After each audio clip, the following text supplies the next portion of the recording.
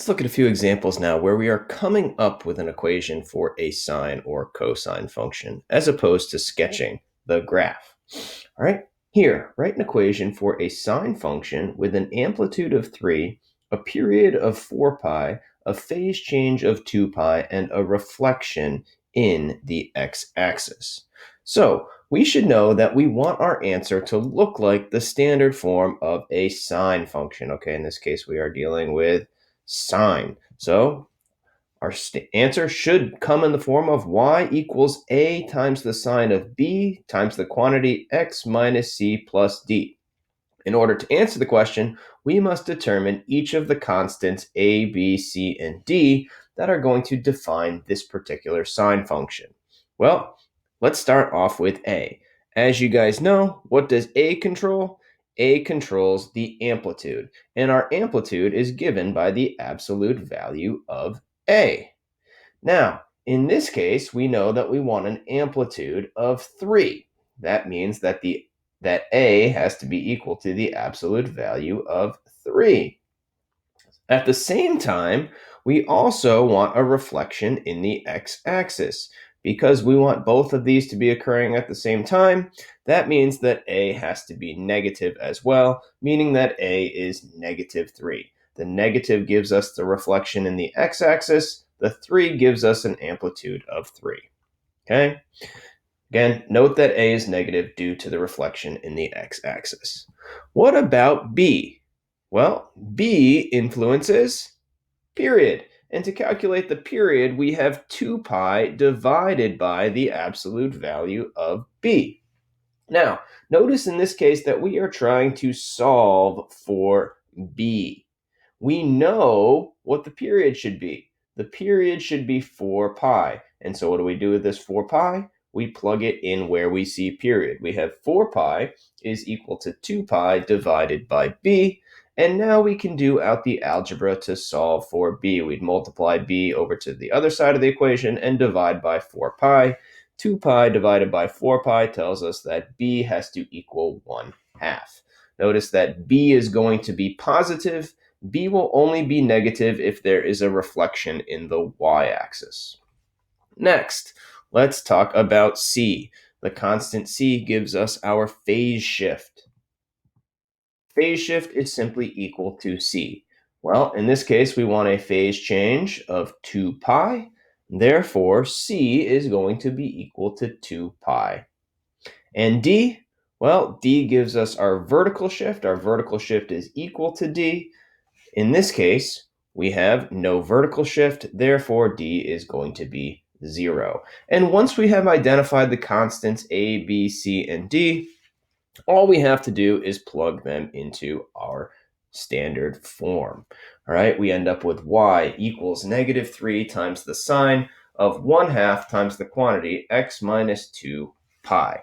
And if you wanted to, I would also accept an answer where you distribute this 1/2 into each one of the terms inside of your sine function. That would give us y equals negative 3 times the sine of 1/2 x minus pi. Let's look at another one. Write an equation for a cosine function with the given graph. All right, so again, we're coming up with an equation of a function. All right, we should have the standard form, should be our answer. Y equals a times the cosine of b times the quantity x minus c plus d. Okay, again, we need to solve for those constants. Let's start off with a. A gives us our amplitude. Now, in this case, we aren't told what the amplitude is, but hopefully we recall that we can find amplitude by taking the maximum value minus the minimum value and dividing that by 2. We take the max minus the min divided by 2. Well, what are the maximum y values? The maximum y value that we see here is 6. That is our max. Our minimum y value is negative 4. So I take 6, I subtract a negative 4, and I divide by 2. Okay, that is going to give us an amplitude of 5. That means that our graph goes 5 units above the midline, 5 units below the midline. And so that means our midline is actually here. at y equals 1, right? The midline is the line that splits our graph, the horizontal line that goes right through the middle of our graph. Okay? All right, so we know that a is equal to 5, and we have an amplitude of 5. B, our period. Period is equal to 2 pi divided by the absolute value of b. Well, how long does it take for this function to repeat itself? Well, notice that I go from one midline crossing to the next midline crossing, doing one full cycle. That takes 1 unit, or the distance from one maximum to the next maximum. All right, the period here is equal to 1. So what we can do is plug in 1 for period. 1 is equal to 2 pi over b, which means that b has to equal 2 pi. We solve algebraically for b and get b is equal to 2 pi. Finally, well, I guess not finally, we have two more. C. C is our phase shift. The phase shift is equal to our constant c. Now think about the parent function. If you were to graph y equals the cosine of x, all right? The cosine of 0 is 1. So we have a maximum value at 0, 1 at our y-intercept. Well, where is that y-intercept moving to?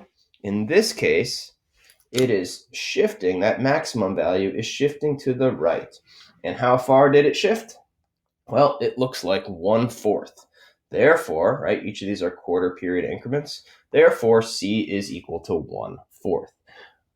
Is 1/4 the only answer? Technically, no. You could say that that maximum value actually shifted to the left 3/4 units. All right. So you could also say that c would be -3/4. That would not be wrong. You could also say that c was +5/4 because here I have another maximum. So there are actually a few different answers that would work out. All right. There's our phase shift. C is equal to 1/4. And finally, D is our vertical shift. Notice where our midline is here. Our midline is at y equals 1. Therefore, D must be equal to 1. All right, there we have that midline of our graph. And once we have A, B, and C, all we have to do is plug them in. We have y equals 5 times the cosine of 2 pi times x minus 1/4, all that in parentheses, plus 1. And again, if you would like, you could distribute this 2 pi in, giving us y equals 5 cosine 2 pi x minus pi over 2 plus 1 for a final answer.